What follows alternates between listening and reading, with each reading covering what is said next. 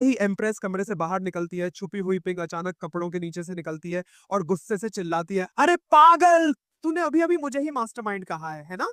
तभी जून थोड़ा मुंह बनाते हुए बोलता है, वो सब मैंने सिर्फ इसलिए किया था ताकि मैं उसका अटेंशन अपनी तरफ खींच सकूं और उसका ट्रस्ट गेन कर सकूं।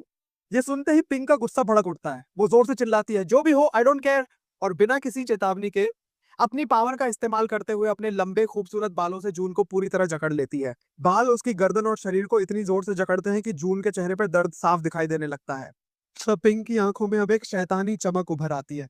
वो अपनी मुट्ठी में और पावर बढ़ाते हुए गर्जना करती है, ये एक प्रिंसेस तुमसे कह रही है, आज से तुम सिर्फ मेरे हो। आज के बाद तुम मेरे अलावा किसी और लड़की के करीब नहीं जाओगे। कोई औरत नहीं, कोई और नहीं। फिर पिंक जून के पास आकर उसकी आंखों में आंखें डालकर बोलती है, और चाहे तुम मुझसे ये कहो कि तुम मेरे मास्टर के भेजे हुए हो, फिर भी मैं तुम्हें जान से मार दूंगी, समझ गए? जून को उसकी आंखों में गुस्सा साफ दिखाई देता है, लेकिन उसके मन में कुछ और ही चल रहा होता है। वो सोचता है, ये तो मेरे लिए एक बेहतरीन मौका है। और बिना कोई देर किए वो अचानक से पिंक को कसकर किस कर देता है। जैसे ही जून उसे किस करता है, पिंक का पूरा कंट्रोल छूट जाता है और उसके बालों की पकड़ ढीली हो जाती है। जून के दिमाग में प्लान पहले से तैयार था, जितनी ज्यादा इसकी स्पिरिचुअल पावर मैं एब्जॉर्ब करूंगा, उतनी ही ये मेरी तरह नॉर्मल होती जाएगी। पिंक के दिमाग में अचानक से चिंता की लहर दौड़ जाती है। नहीं, मैं इतनी केयरलेस कैसे हो सकती हूँ? आखिर ये लड़का ही तो है। अगर इसने मेरी स्पिरिचुअल पावर को एब्जॉर्ब कर लिया तो ये मुझसे ज्यादा ताकतवर बन जाएगा और फिर मैं कुछ नहीं कर पाऊंगी। पिंग ने खुद को धक्का देते हुए दूर करना चाहा, लेकिन उसका शरीर जवाब नहीं दे रहा था। उसका मन बोलता है, मुझे पता है कि ये मेरी स्पिरिचुअल पावर चुरा रहा है, लेकिन मुझे इतना रिलैक्स क्यों महसूस हो रहा है? जून की जकड़न बढ़ती जाती है, वो लगातार पिंग को किस करता रहता है और उसकी सारी स्पिरिचुअल पावर को अपने अंदर खींचता जाता है।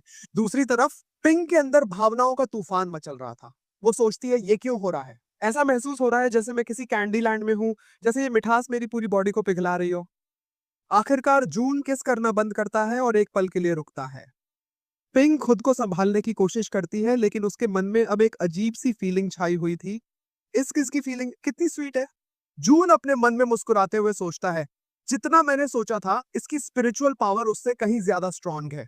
और मुझे ऐसा लग रहा है कि मैंने दो अलग अलग स्पिरिचुअल एनर्जी एब्जॉर्ब की है, फिर भी मुझे कोई अनकंफर्टेबल फील नहीं हो रहा है। इसका मतलब मैं जितनी चाहूं उतनी स्पिरिचुअल पावर एब्जॉर्ब कर सकता हूँ। तभी पिंक शर्म और गुस्से में जून की तरफ उंगली दिखाते हुए चिल्लाती है, तुम्हारी हिम्मत कैसे हुई?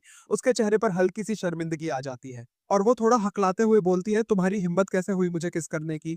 ये सब सुनकर जून के चेहरे पर एक शैतानी मुस्कान फैल जाती है।